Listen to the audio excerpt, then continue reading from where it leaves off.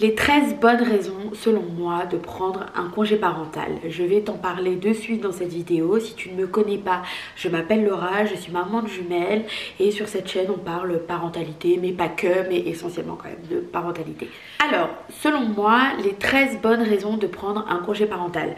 Au début, c'était pas une décision qui s'était imposée à moi, c'était pas une décision évidente forcément. J'avais pas prévu de prendre un congé parental. C'est plutôt un concours de circonstances qui ont fait que j'ai pris un congé parental et que je ne le regrette pas. Donc premier point, ça va aller très vite, je vais pas m'éterniser dessus. Premier point, ce sera tu ne paieras pas de mode de garde. Bon bah voilà, point. Tu ne paieras pas de mode de garde, mais c'est quand même un point hyper important. Deuxième point, pas de stress quand bébé est malade. Si tu travailles, alors c'est pas vraiment une vidéo qui s'adresse aux mamans forcément, c'est plutôt une vidéo qui s'adresse aux parents de manière générale.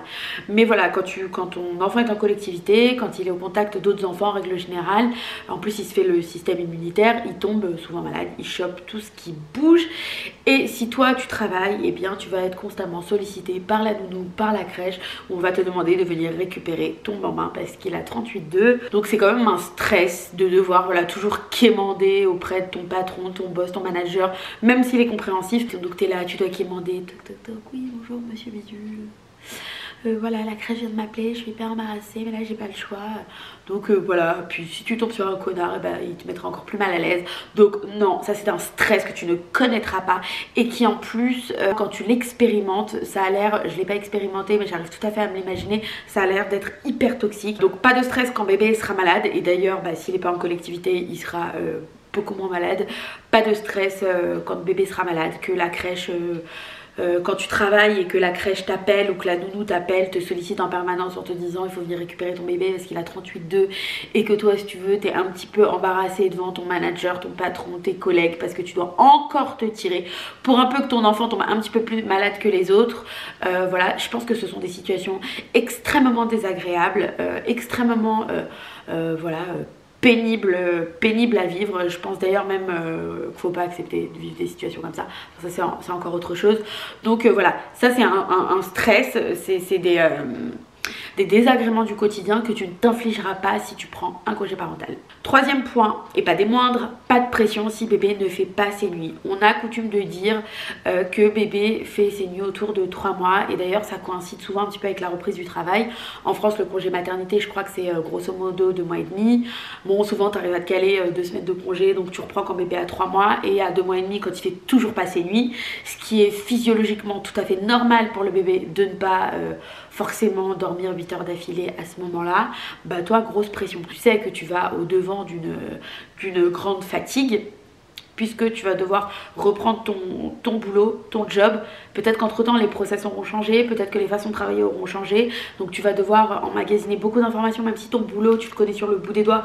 Peut-être qu'en interne en entreprise 2-3 trucs ont changé, donc va falloir que tu te remettes dans le bain, donc va falloir que tu sois concentrée, performante et si la nuit tu ne dors pas, tu risques de péter un câble, tu risques aussi de mettre la pression à ton bébé. Et puis alors bien souvent ça se cristallise un petit peu, c'est à dire que si 2 semaines avant de reprendre le boulot bébé ne dort pas et que tu vas te dire mais là faut qu'il dorme parce que dans 2 semaines je reprends le boulot, très mauvais délire. Les nourrissons sont des éponges, les nouveau-nés non, donc là pas de pression. Si tu prends ton congé parental, bébé fera ses nuits quand il aura envie et besoin et qu'il en sera capable de faire ses nuits et toi ma foi pendant ce temps là tu seras fatigué certes, mais la journée tu n'auras pas à travailler, tu n'auras pas à être performant, tu n'auras pas à partir de chez toi et puis tu pourras peut-être récupérer en même temps ton bébé, c'est à dire que quand il dormira tu pourras peut-être te faire une sieste, donc voilà. 4. Tu pourras faire en une journée ce que grosso modo les parents qui travaillent font le soir et le week-end dans le speed. Un bébé en bas âge c'est très prenant. C'est très prenant. Si tu rentres le soir, que tu n'as pas vu ton bébé toute la journée et que tu dois préparer le dîner, lancer une machine, faire tous les trucs relous et chronophages que tu dois faire tout le temps, si tu dois le concentrer le soir et le week-end, bon écoute, écoute, c'est pas terrible tout ça. Donc là, tu pourras faire en une journée. Alors, je te dis pas que c'est hyper épanouissant, non, mais bon, faut le faire. Et tu auras le temps pour le faire. Et du coup, le soir, quand ton conjoint ou ta conjointe rentrera du boulot ou le week-end, tu pourras peut-être passer des moments plus qualitatifs, quoi, j'ai envie de te dire. 5. Tu pourras partir en vacances hors période de vacances scolaires. Donc ça c'est super parce que du coup bah, ça peut te coûter moins cher, tu peux être plus fantaisiste quant au choix de la destination, tu peux te permettre d'aller plus loin, plus longtemps, tu es totalement déchargé de la pression du retour des vacances, c'est-à-dire le jet lag, faut vite se remettre dans le bain, faut laver tout le linge avant de reprendre le boulot, est-ce que bébé va se réadapter ou pas? Non, moi j'ai eu l'occasion, d'ailleurs j'en ai parlé sur ma chaîne, je suis partie en Colombie quand mes filles avaient 15 mois. Bon, j'étais partie en Grèce quand elles avaient 8 mois, mais bon, c'était pas enfin, c'était très sympa, mais voilà. Ça mérite pas d'en parler. Quand elles avaient 15 mois, en revanche, on a fait un road trip. Enfin, c'est pas vraiment un road trip, on a fait un trip en Colombie. Et ça s'est super bien passé. On est resté longtemps. On est parti hors période de vacances scolaires. Et quand je suis revenue, eh bien, je n'avais pas le stress lié au retour. C'est-à-dire comment récupérer du jet lag, comment les recaler à l'heure française rapidement. Non, pas du tout. Si bien que ça s'est super bien passé. Pour la petite anecdote d'ailleurs, on est rentré à 20h donc de Colombie. Pourtant on avait fait un voyage quand même hyper éprouvant parce qu'on avait fait escale à Madrid. Donc voilà, c'est quand même des bébés. Donc on était parti de Bogota de nuit, on est arrivé à Madrid, on a eu une longue escale, on est reparti, puis après on a repris l'avion direction Paris. On est arrivé à Paris à 20h. Heure de Colombie, je crois qu'il était 14h. Donc elles n'avaient pas forcément sommeil, même si elles étaient particulièrement éprouvées par le voyage. Mais voilà, donc on est arrivé à 20h à Orly. On est arrivé très vite chez mes parents. Et on a mangé, on s'est mis au lit. Du coup on a dû se coucher vers 23h30 heure française. Elles étaient rétamées, c'est mon mari qui est venu nous réveiller le lendemain à 13h30. Donc tu vois déjà, on a bien récupéré. 13h30. Du coup, bon, on leur a pas fait faire de sieste. Moi, mes filles, elles font la sieste. Du coup, on leur a pas fait faire de sieste. 13h30, on est parti au parc. On est parti au parc. On a fait une petite journée smooth, un bain et tout. Et on s'est recouché, du coup, 21h30. Et donc, le lendemain, on se réveille à 10h. Et 10h, du coup, là, j'ai fait une petite sieste. On s'est recouché à 20h le lendemain. Et puis le surlendemain, elles se sont réveillées à 7h30, donc ça a été très facile. Je pense que si j'avais mis la pression en mode non mais tu vas reprendre le boulot, la crèche, le mode de garde, machin, et ben voilà, c'est toujours dans ces moments-là que les gosses te pètent un câble. J'ai d'ailleurs une amie qui avait fait un super voyage à Cuba avec ses enfants en bas âge et elle m'avait dit que ça s'était super bien passé, mais qu'ils avaient mis énormément de temps à retrouver le rythme, à se remettre du décalage horaire. Donc voilà, ils étaient rentrés le samedi et le lundi ils reprenaient le mode de garde, je crois que c'était le centre de loisirs, quelque chose comme ça. Et du coup là ils avaient mis un petit peu de temps. Moi honnêtement en 2 jours c'était plié et j'étais même pas éprouvée parce que je dormais avec elle si tu veux. Donc ça c'est pas mal. Et aussi surtout le fait de partir en hors vacances scolaires. Bon, si t'as pas le choix, l'envie ou tu peux pas aller super loin, et eh bien tu pourras profiter de la France, de notre superbe littoral sans tous les Parisiens. Tu vois, pendant très longtemps j'ai vécu comme ça me choquait pas, j'étais même d'ailleurs contente voilà, de partir 15 jours au mois d'août sur la Côte d'Azur. Je trouvais ça très cool d'être entassée comme des sardines sur la plage, moi j'adorais ça. Et quand tu fais un pas de côté, quand tu sors un petit peu juste un petit pas de côté, tu te marginalises pas plus que ça quand tu prends un congé parental, mais le fait de faire un pas de côté, tu te dis mais en fait voilà, c'est à dire que toute l'année tu bosses, toute l'année t'es dans les bouchons, dans les transports, sur le périph, embouteillé. Et quand tu pars en vacances, tu pars en même temps que tout le monde, donc du coup tout le monde est sur la route. Le trajet c'est un calvaire pas possible. Et tu arrives sur la plage et alors là pareil, tu tournes pendant 1000 ans pour trouver une place. T'essayes de pas aller au parking, de pas te faire assassiner le cerveau. Finalement t'y arrives pas, donc tu vas directement au parking, sauf que là il n'y a plus de place. Je te dis pas un tableau pas hyper positif, mais c'est quand même un peu ça. Et voilà, quand tu as des enfants en bas âge et a fortiori quand tu prends un congé parental, bah c'est l'occasion de profiter vraiment et de partir en vacances hors vacances scolaires. Et d'ailleurs je ne comprends pas que je vois autour de moi, j'ai des amis qui ont des enfants en bas âge, parfois à la crèche et qui partent quand même en même temps que tout le monde. Je comprends pas, c'est un truc, dites-le moi en commentaire, pourquoi il y a des raisons, je suis pas au courant, il y a que moi qui suis pas au courant, je comprends pas, j'ai des amis qui ont des enfants en bas âge et ils partent quand même juillet, août, alors parfois c'est pour l'ambiance, ce que je peux comprendre, mais c'est quand même pas tellement, pas hyper agréable quoi, donc voilà. Numéro 6, beaucoup moins de stress. Pas d'embouteillage, pas d'heure de pointe, pas de magasin bondé, pas de file d'attente chez le pédiatre. Tu vas t'épargner ça parce que du coup, puisque tu es en congé parental, a priori tu ne travailles pas. En tout cas, tu n'as pas le droit de travailler. Et du coup, tu vas pouvoir vivre librement et un petit peu en décalé. Tu vas vivre en même temps que les seniors ou les jeunes mamans comme toi. Et du coup voilà, tu te débarrasses de tout ce stress qui est quand même nocif. Hein. Tu sors de la course contre la montre. Et ça fait du bien. Et du coup, tu seras plus sereine. Ton bébé sera plus serein. Donc ça, c'est un point quand même positif. Numéro 7. Tu vas pouvoir te remettre tranquillement de ta grossesse, de ton accouchement. Tu vas pouvoir vivre ton postpartum sereinement. La grossesse et l'accouchement, ça peut parfois être très fatigant. L'arrivée de bébé, alors oui, c'est un très beau cadeau du ciel, c'est quelque chose de merveilleux et d'unique dans la vie d'une femme, mais c'est quand même aussi parfois une sacrée tanasse.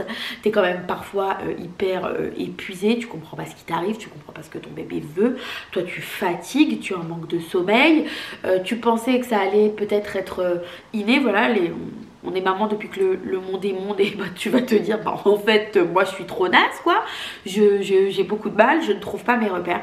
Si tu reprends le boulot au bout de 2 mois et demi, c'est pour moi en tout cas c'est le burn-out assuré. Alors bon, il y en a pour qui ça roule, surtout quand c'est le 2e ou le 3e enfant. Effectivement t'es rodée, t'es peut-être très fatiguée physiquement, mais il n'y a pas tout ce côté émotionnel, tu ne deviens pas mère en fait, tu l'étais déjà, donc du coup voilà. Mais quand c'est ton premier bébé, ça peut parfois être une expérience bien qu'heureuse, ça peut quand même être une expérience compliquée. Tu peux avoir mal physiquement aussi, l'allaitement peut se mettre en place difficilement, tu peux avoir ton bébé peut faire des coliques du nourrisson, peut-être qu'il va pas dormir, peut-être qu'il va pleurer non-stop, et du coup cette petite parenthèse enchantée, idyllique, cette bulle un peu tendre qu'on te vend, voilà, bon, peut-être que ça ne t'arrivera pas. Si en plus de ça tu dois retourner dans le bain du boulot au bout de 2 mois et demi, pour moi c'est quand même très problématique. Là tu vas pouvoir, le temps de la mise en place, le temps que tu prennes tes repères, le temps que tu prennes tes marques, le temps que tu commences à bien comprendre les besoins de ton bébé, et ben c'est quoi ce bruit? Voilà, ça peut prendre un petit peu de temps, donc c'est plutôt quand même agréable de savoir que voilà, une fois que les siestes vont être bien rodées, que tu vas avoir ta routine d'installer, tu pourras profiter de ton bébé, de ton chez toi au calme. Tu vas pouvoir te réparer, tu vas venir te réparer physiquement, tu vas pouvoir t'accorder des moments pour toi, tu vas pouvoir dormir, tu vas pouvoir, tu sais, les moments pour toi quand tu viens d'accoucher, c'est limité quand même, hein. C'est-à-dire c'est une douche, tu vois, aller aux toilettes, tu sais, en n'étant pas stressé, tu vois ce que je veux dire. Blague à part, tu vas pouvoir en tout cas venir toi te réparer, te faire du bien, te reposer tout simplement. Et je trouve que c'est quand même plutôt sain et ça fait du bien de ne pas se mettre tout de suite dans le bain, sachant que les premiers jours, les premières semaines avec bébé peuvent être tellement éprouvantes. Tu vois, moi je me souviens quand mes filles avaient 4 mois, eh bien c'était une période, tu vois, elles dorment la nuit, tu commences à t'approcher des dents, bon c'est un autre délire, mais elles dorment la nuit, il y a moins de coliques du nourrisson, les siestes sont plus rodées, donc là c'est moins l'anarchie si tu veux, et du coup là tu peux te trouver des petites plages horaires, des petits moments pour toi quand elles dorment. Voilà, ce serait dommage de s'en priver, et si tu prends pas de congé parental ou de congé sans solde ou que sais-je encore, ou de congé sabbatique, quand ton enfant il a 4 mois, en règle générale t'es retourné au boulot. C'est dommage de passer à côté de ces moments là, où c'est là où la relation avec l'enfant, parce que là ça y est, t'as pris confiance en toi, t'as confiance en ton bébé, ça roule quoi, ça roule, en fait ça roule, et c'est dommage de rater ce moment là où tu pourrais être un petit peu peinard quoi. Oui, parce que j'ai oublié de dire, donc tu vas pouvoir vivre ton postpartum sereinement, librement, sans pression, ça c'est important, sans pression. pas de pression. Tu veux allaiter, tu allaites. Moi des fois je vois des nanas, elles veulent tout faire, franchement c'est beau, c'est admirable, ça force le respect, mais voilà, elles veulent aller au bureau, mais elles veulent allaiter quand même bébé, donc elles tirent le lait dans des salles de réunion, mais il y a de quoi devenir schizophrène. Là tu vas pouvoir, voilà, vivre ton postpartum sereinement, tranquillement, avoir des moments tendres avec bébé, des moments exclusifs, tu vas vivre quelque chose de fort et doux à la fois, tu vas pouvoir voilà, faire des moments peau à peau. Tu vois, moi ça m'arrivait souvent d'être allongée dans mon canapé avec mes 2 bébés sur moi qui dormaient, tu vois, et puis d'être allongée dans mon canapé et tu vois, de me remettre doucement et ça c'est des moments que tu ne vivras pas si tu prends un congé, si tu prends pas de congé parental, donc voilà, c'est bien dommage. Ah oui, point numéro 8, donc indéniablement tu vas venir renforcer ta relation avec bébé, mais ça, tu vas solidifier le lien d'attachement qui va lui offrir une véritable sécurité affective, mais ça c'est indéniable. Tu vas lui épargner de vivre des séparations au quotidien. Alors oui, quand tu fais garder ton bébé, objectivement tu ne lui fais pas de mal, parce que toi en tant que maman bienveillante qui va travailler pour répondre aux besoins de ton foyer, donc bébé en profite aussi, tu le fais pas forcément de gaieté de cœur. Bon, peut-être que ça te fait plaisir aussi de travailler, ce que je peux entendre. Tu le confies à quelqu'un de formé pour ça, de compétent pour ça, c'est son métier, c'est son travail, et il va le faire correctement.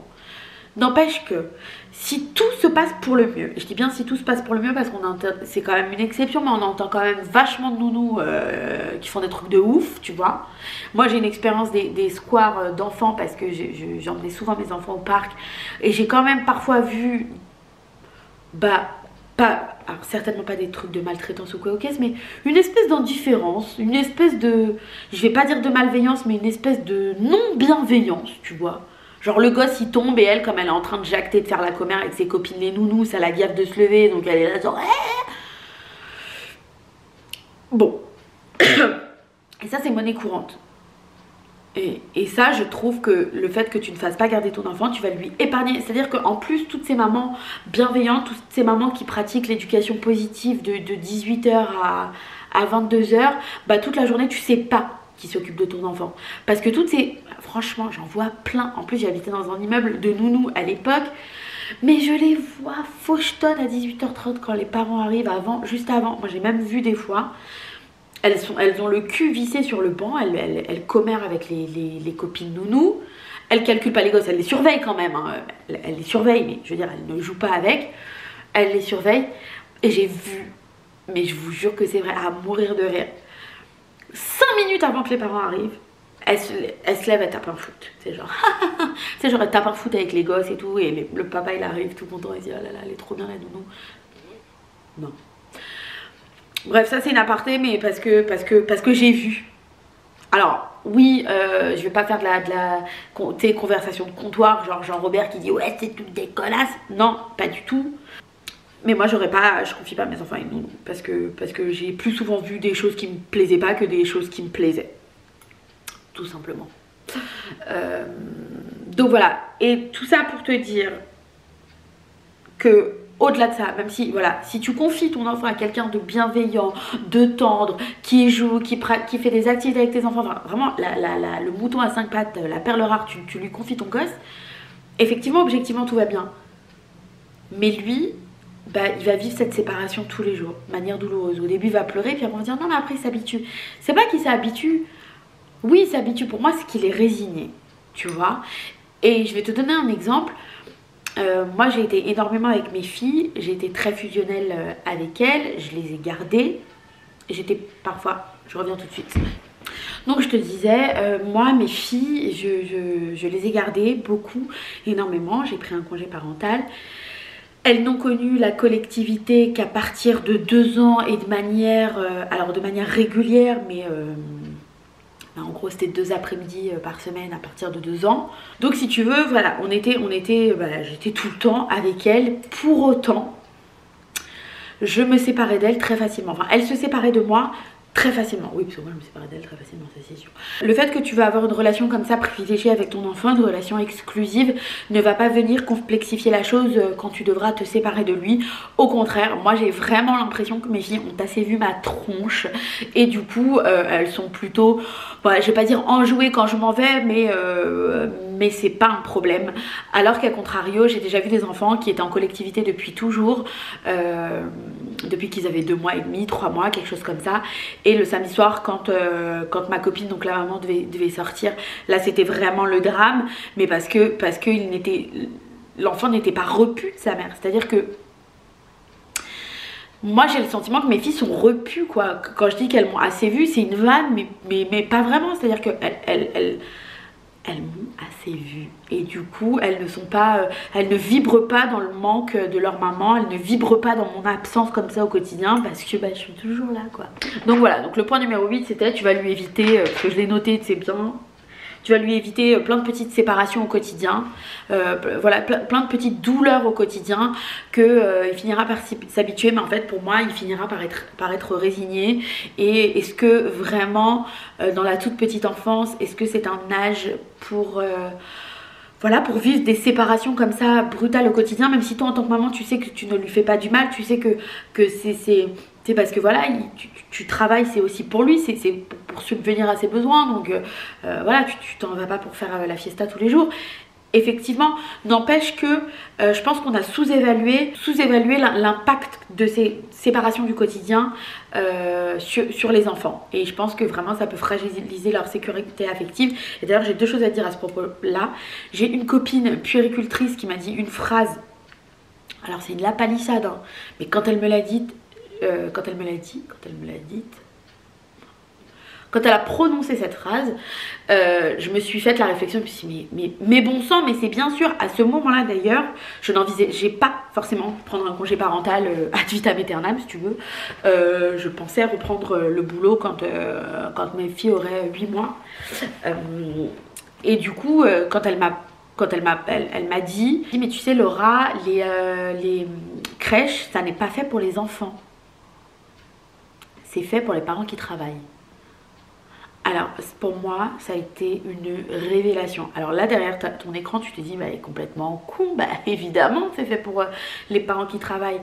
Oui mais non, parce que moi j'ai cru pendant longtemps que la crèche c'était normal, c'était le game, quoi. Je me suis pas posé de questions, donc c'est pour ça que je te le dis là, parce que peut-être que intuitivement il y a quelque chose qui te gêne à l'idée. Mais d'ailleurs souvent les mamans elles pleurent quand elles doivent reprendre le boulot, elles sont très mal et on leur dit mais t'inquiète pas, tu verras, il va s'habituer. Il faut pas s'habituer aux choses qui ne nous conviennent pas, et je pense que voilà, il ne faut pas mettre son enfant en collectivité à 3 mois, il se socialisera après. Voilà, c'est pas du tout une vidéo pour culpabiliser la maman qui n'a pas le choix, mais en définitive on pense qu'on n'a pas le choix alors qu'on l'a peut-être beaucoup plus que ça, le choix. On a peut-être le choix, on n'a peut-être pas étudié toutes les possibilités, toutes les éventualités, on n'a peut-être pas voilà. Et puis parfois on pense que ainsi va la vie, que c'est comme ça. Il y a des gens qui ont grandi avec le Saint Graal, c'était le CDI. Il y a des gens qui remettent pas en question comme ça, et donc maman travaille, donc bébé va à la crèche à 2 mois et demi. Voilà, et moi j'étais bon, j'ai adhéré pas à 100%, mais en tout cas la crèche je ne voyais pas le mal. Les nounous je ne voulais pas d'une femme seule avec mes enfants, ça c'est clair. Mais la crèche je voyais pas le mal, je trouvais que ils faisaient des activités, c'était plutôt cool, ils se font des copains. Et quand elle m'a dit ça, pour moi ça a été vraiment une révélation. Je me suis dit mais oui, mais non, mais c'est un gardoir en fait la crèche. Alors c'est un gardoir sympa, il y a des projets pédagogiques derrière, les nanas qui y bossent elles sont investies. Moi aujourd'hui mes filles sont à la crèche donc 3 jours par semaine, dans une crèche privée. Ils sont grand max, il y a 10 places dans cette crèche, mais ils sont que 6 inscrits. Et en plus ils sont pas là tous les jours, donc grosso modo ils sont 5 quand elles y vont. Et j'ai voulu les inscrire à la crèche pour qu'elles se préparent à l'école. Je voulais pas qu'on passe non plus, tu vois, je voulais un mini sas de décompression entre maman toute la journée et 30 par classe, quoi, tu vois. Donc c'est pour ça que je les ai inscrites à la crèche, parce que je pense qu'en plus la collectivité c'est bien, mais pas 3 mois. Voilà, je les ai mises à la crèche quand elles ont commencé quand j'ai vu déjà qu'elles étaient en demande, c'est-à-dire que quand on n'allait pas au parc, elles voyaient pas de copains, copines, elles étaient tristes. Donc j'ai vu qu'elles étaient en demande, et en plus, puis moi j'étais en demande aussi, si tu veux, j'avais un peu envie d'avoir du temps de libre. Et surtout, voilà, là ça répondait à un besoin. À 2 mois et demi, je pense que ça répond pas à un besoin. Et donc quand cette copine puéricultrice m'a dit mais non, mais Non, c'est un gardoir, alors un beau gardoir, hein, avec un projet pédagogique, avec des gens engagés, investis, bienveillants, certes, mais c'est un gardoir quand même. Voilà, c'est un gardoir quand même. Autre chose, mon pédiatre, quand elles étaient tout bébés, quand elles avaient 4 mois, et qu'il a fallu se poser la question de la première vaccination, parce qu'en fait à 2 mois elle devait être vaccinée, mais sauf que comme elle avait eu je voulais pas la faire vacciner à 2 mois, clairement, parce qu'elle venait d'être malade. Voilà, j'avais pas envie de respecter scrupuleusement le calendrier, parce que j'avais pas envie de lui infliger ça, alors qu'elle avait quand même eu une bonne bronchio. Donc j'en avais parlé à mon pédiatre qui m'a fait non, non, on attend qu'elle se refasse une petite santé. Il me dit, mais de toute façon, vous l'inscrivez pas en collectivité, là. Je lui dis, non, il me dit, ah, c'est très très bien. Et je lui dis, mais pourquoi vous dites ça? Parce que c'est pas la première fois qu'un médecin, qu'un professionnel de santé me dit, ah, c'est très très bien, c'est comme si c'était un truc de ouf, tu vois. Et il me dit non mais en fait je le dis pas aux mamans qui travaillent pour pas les culpabiliser, mais celles qui se posent la question, je leur dis si vous ne vous mettez pas dans une situation de précarité extrême, ne reprenez pas le travail, occupez-vous de vos enfants. C'est fondamental pour l'enfant, c'est un bien-être que d'être, c'est un bienfait que d'être avec sa maman ou son papa à la maison. Je vous dis ça comme ça, vous en faites ce que vous voulez. Ce qui m'emmène au point 9, tu vas quand même lui épargner un rythme de merde, disons-le. Mais du temps où j'étais en région parisienne, quand t'es dedans, tu vois pas le mal. Puis quand tu sors encore une fois, quand tu fais un pas de côté, tu te dis mais c'est un rythme de dingue quand même, c'est un rythme de fou, c'est un rythme de merde. C'est pas possible. Et ça, tu vas lui épargner. Surtout que nous, on est quand même, on a quand même un code du travail qui régule un petit peu nos horaires. Donc on fait 35 heures. Ou 40, mais tu rattrapes avec des RTT, des trucs comme ça. Mais à la crèche, le gosse, il fait combien d'heures? Combien d'enfants font du 8h, 18h tous les jours, 5 jours par semaine? Ça fait 50 heures. Donc nous, on nous régule, mais pas eux. Tu vois? Donc nous, on peut pas faire 50 heures par semaine. C'est très bien qu'on puisse pas faire 50 heures par semaine. Voilà. Alors, en tout cas, quand on est salarié, on n'offre pas 50 heures de notre temps comme ça à un patron. Parce qu'il y a des syndicats, parce qu'il y a un code du travail, parce qu'il y a plein de choses qui ont été faites pour le salarié, mais pour les enfants, pour les bébés, 50 heures hors de chez toi, dans une cacophonie, un brouhaha, ça pleure, ça crie, machin. J'ai quand même, ah oui, parce que j'avais une copine qui était à l'époque où elle faisait ses études d'infirmière, elle avait fait un stage dans une crèche municipale à Paris. Moi, c'est pas le cas de ma crèche, c'est une petite crèche familiale. Mais là c'était une crèche municipale. Elle m'avait expliqué qu'il y avait des heures de change de couche. Évidemment, c'est normal, tout s'explique. Enfin, les nanas elles peuvent pas être au four et au moulin. Donc il y a des heures de change de couche. Donc par exemple on va dire à 9h30 change la couche. Donc si ton bébé il a fait caca à 9h36, ben, on lui changera la couche qu'au prochain passage. Mais pour moi c'est pas respecter ton enfant en fait.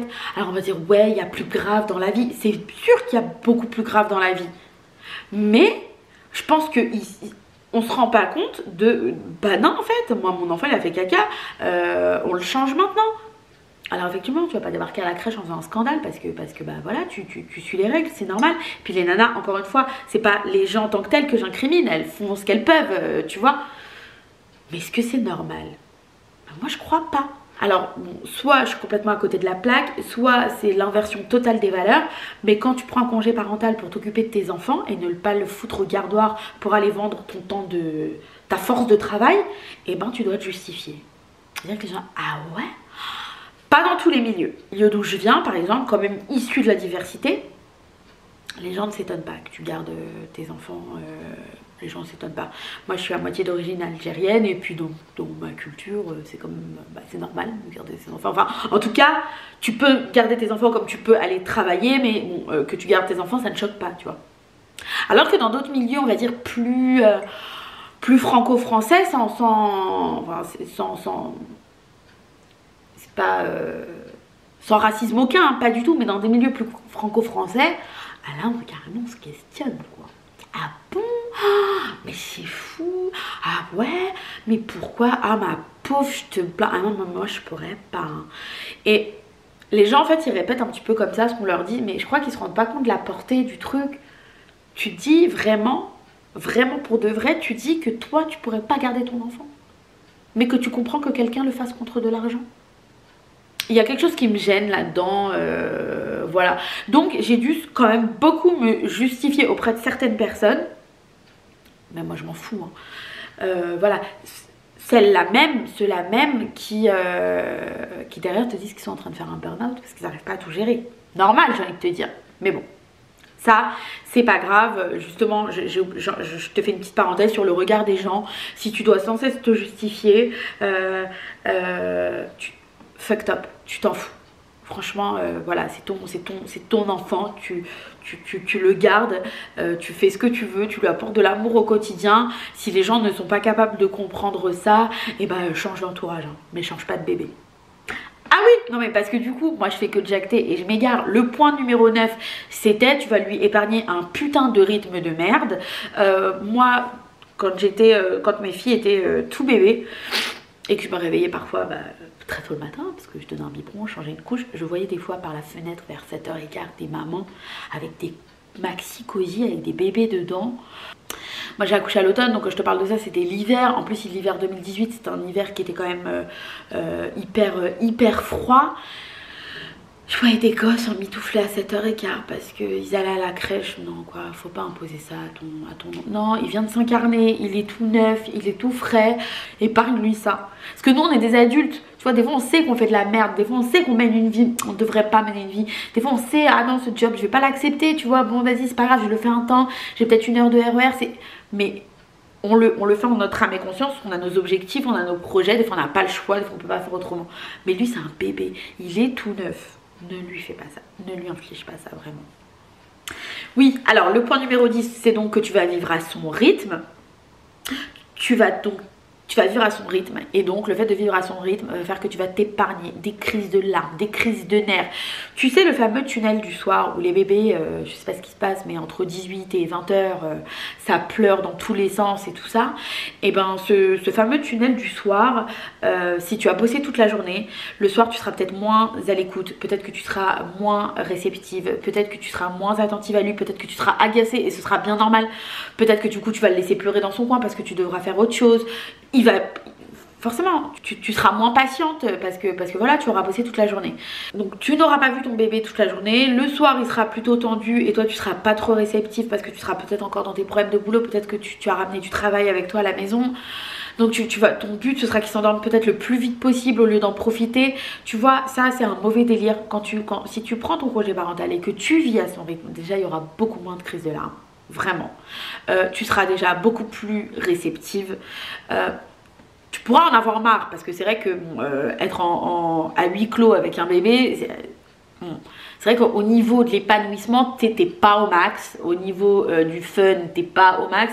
Au niveau du conversationnel, t'es pas au max non plus, c'est vrai.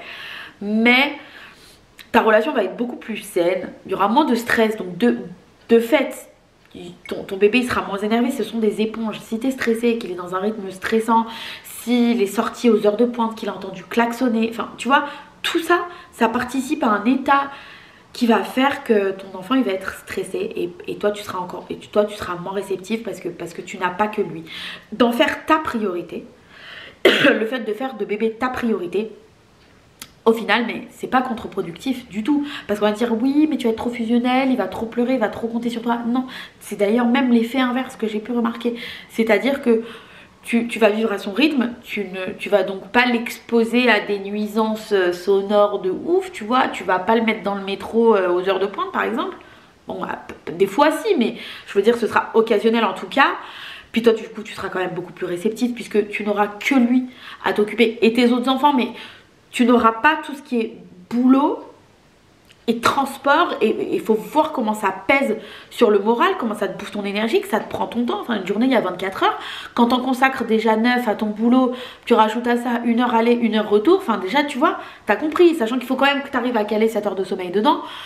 Voilà, le fait de vivre au rythme de ton bébé va t'épargner à toi et à lui, mais à toi, des crises de larmes, des crises de nerfs, des crises de pleurs, énormément. Et en plus, tu seras moins en proie à la culpabilité si jamais tu le laisses pleurer 10 minutes parce que tu es en train de faire autre chose et du coup tu le laisses dans son transat pleurer 10 minutes, tu vas pas te flageller en disant que tu es une mère indigne parce que bon, tu es tellement là tout le temps que bon voilà, 10 minutes, tu peux bien laisser pleurer 5 minutes parce que tu vas aux toilettes quoi, par exemple. Donc voilà, donc ça c'était le point 10 et donc je te disais donc dans le point 10 que tu vas vivre à son rythme et du coup bébé sera incroyablement moins frustré parce qu'il te verra tout le temps, alors que s'il ne te voit pas, il sera frustré hein. Parce que oui, l'égalité homme-femme, tout ça, l'égalité maman-papa, tout ça, oui, alors ça c'est très bien.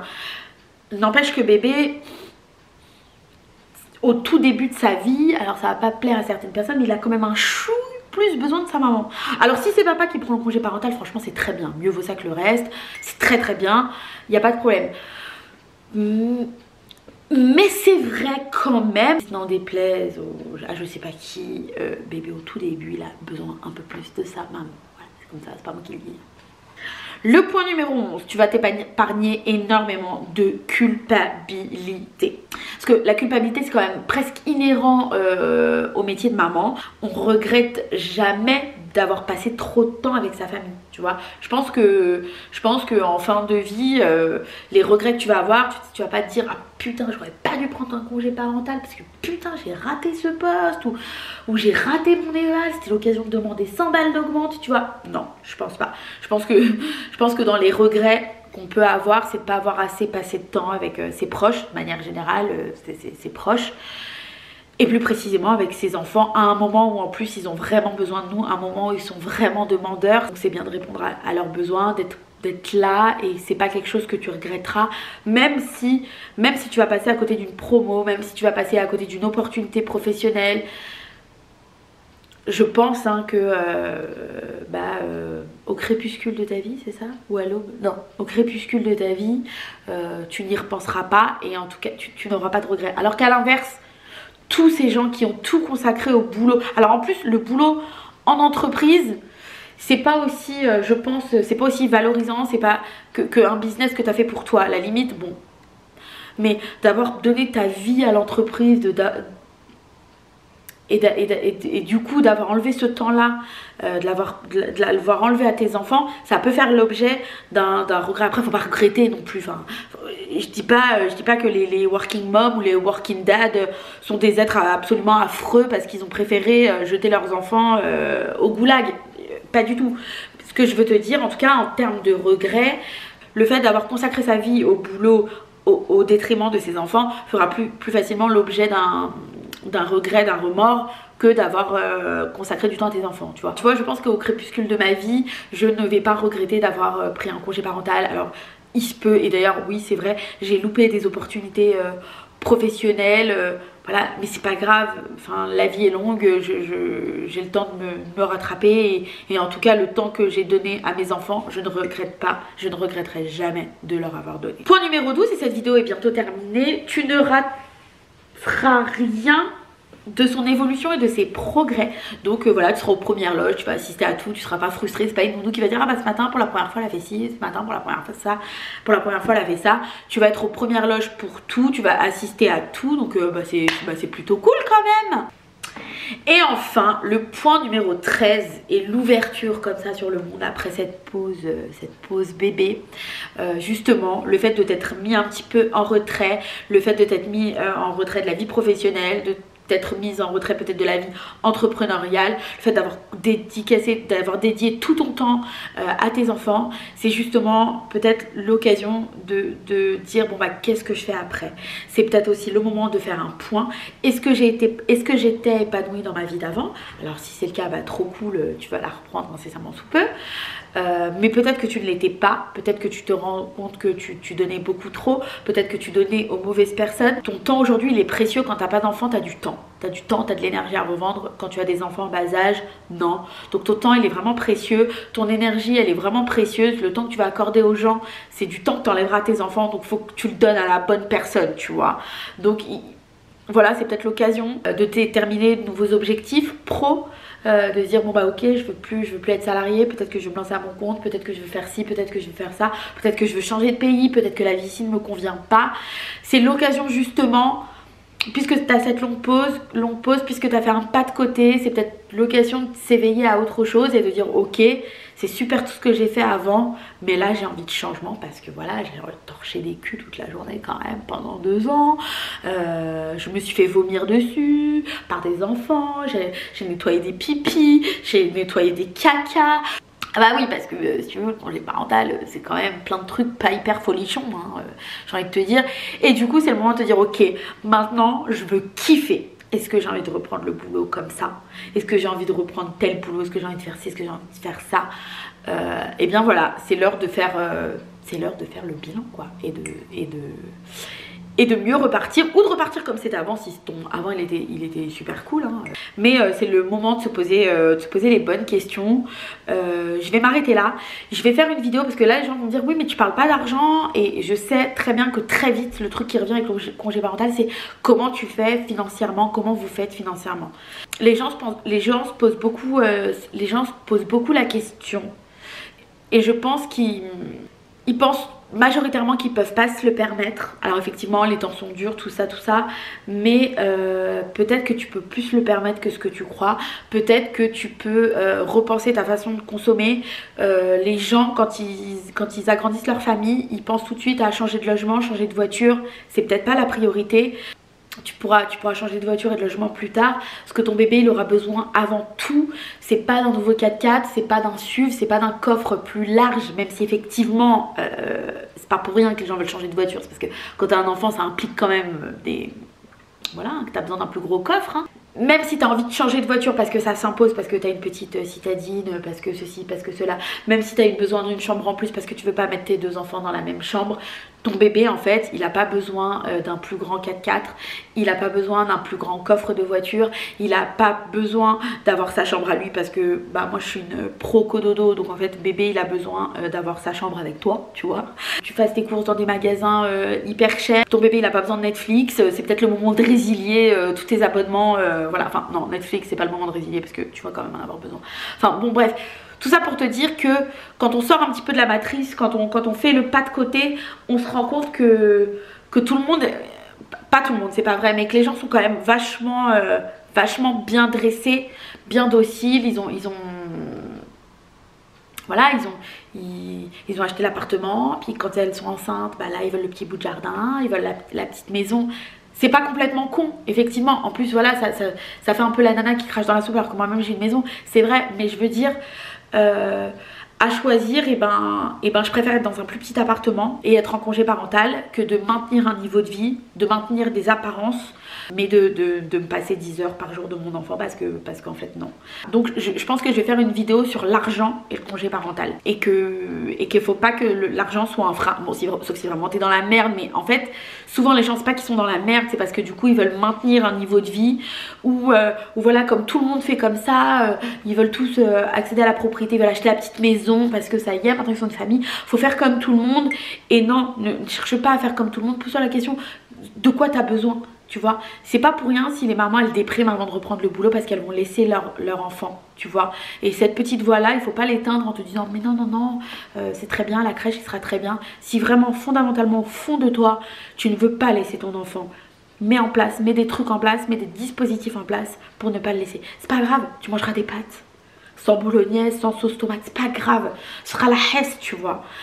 Mais ton bébé, lui, il s'en fout. Il a du lait, il a des couches, il a sa maman, il est au top, tu vois.